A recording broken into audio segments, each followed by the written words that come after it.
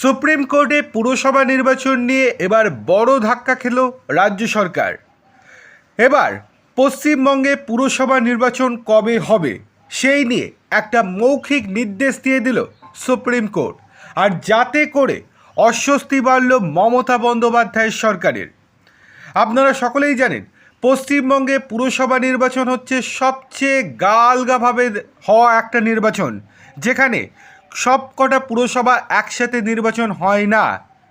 সেই রকমভাবে এবার সুপ্রিম কোর্টে মামলাকারীর আবেদন ছিল পশ্চিমবঙ্গে পুরসভা নির্বাচনের ক্ষেত্রে সমস্ত পুরসভার নির্বাচন যেন একই সাথে করা হয়।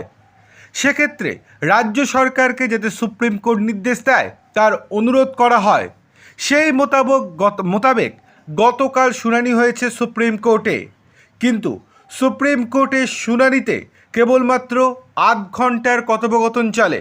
সেক্ষেত্রে রাজ্য সরকারের তরফ থেকে দাবি করা হয় তাদের বিভিন্ন রকমের সমস্যা আছে একসাথে পুরসভা নির্বাচন করানোর।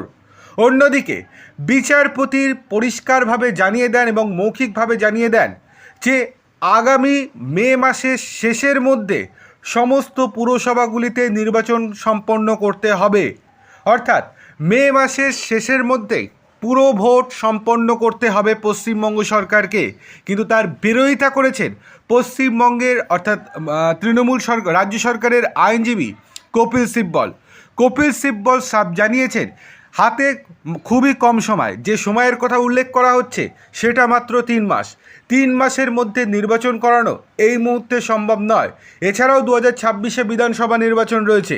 এরপরেই বিচারপতি রাজ্য সরকারের কাছে রিপোর্ট চেয়েছেন। সেই রিপোর্টে উল্লেখ করতে বলা হয়েছে কি কি সমস্যা 3 মাসের মধ্যে ভোট করাতে।